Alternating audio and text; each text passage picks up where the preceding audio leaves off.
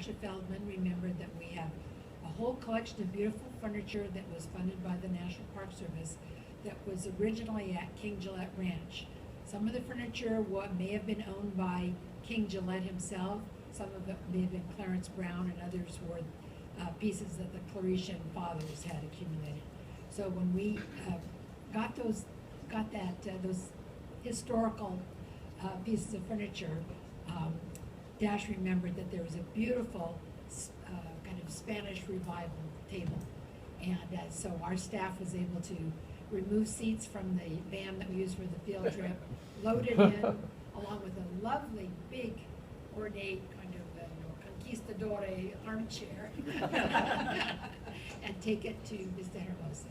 And I think the funniest thing is that apparently the general services person from the Reagan State Building downtown thought it was such a great table, he thought we should give it to him to have for future signings. No, the donors indicated we need to keep it at King Gillette. So it was a wonderful event, extremely well run, well attended, and so I wanted to just thank the Conservancy of the MRCA. It's all one and the same, but I thought the story of the table was very intriguing. That's where you can find the table, King Gillette Ranch. So the legislative year's over. Unfortunately, the park fund wasn't going to be on the ballot this year. It will probably be on 2018. It's not for lack of interest in park funds, but it's about how much bond indebtedness could be on the November ballot. There's quite a few other bond measures, including $9 billion for schools and several other measures. And as you know, bonds have to be paid back, and they're the first call off the general fund. And so most people advise us to stay about 6% of the general fund coming from bonds. We were getting up into the 8 and 9% range. When we had the recession just 7 years ago, we were actually in the double digits, because you still pay off the bonds. They don't care if your general fund goes down. So it was up to 10 or 11, which crowds out other costs. So the governor, of course, being as frugal as he is, and concerned about leaving the state in debt, we think the timing was perfect. But we do have the county park bond in LA County to look forward to, and I think we're involved with that, are you?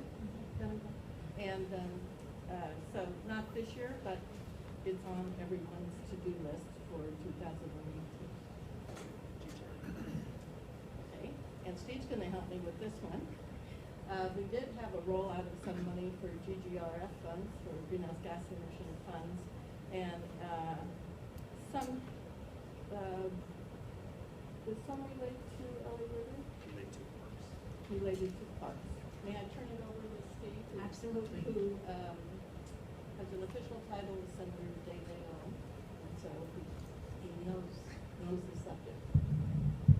Well, I know it, but she voted on it, so. There is a portion, and we've already sent this to Joe, so he's beginning to work on it. There's an $80 million allocation out of the Greenhouse Gas Reduction Fund that's specifically focused on parks and the ability of parks to combat air emissions. And so the funding is going to go into the Secretary of Resources. Is this the urban greening? This is the urban greening. That's what it's called, urban greening. So it could come anywhere. It could be part of the sequestration and the planting of additional trees, or parkways, or the river. And the good thing is within the Cal EPA EnviroScreen, lots of territory that are within our service area would be eligible for funds. It would be strongly competitive, and how we very likely is going to be a grant type program with the screen as one of these tools. There is a significant piece of AB 31.